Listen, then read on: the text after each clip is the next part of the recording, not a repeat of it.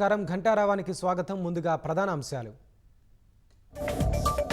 ఈ నెల 20 నుంచి సీఎం చంద్రబాబు లోకేష్ దావోస్ పర్యటన.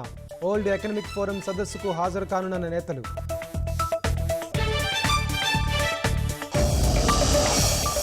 ఐదేళ్లలో జగన్ చేసిన పాపాలు అనేకమన్న ముఖ్యమంత్రి. ఒక్కొక్కటి సరిచేస్తూ రాష్ట్రాన్ని గాడిలో పెడుతున్నట్లు వెల్లడి.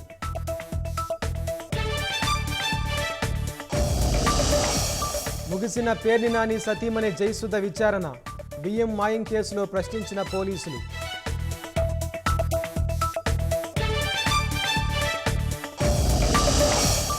డిసెంబర్లో జీఎస్టీ వసూళ్లు 1,77,000 కోట్లు. 2023తో పోలిస్తే 7.3% వృద్ధి నమోదు.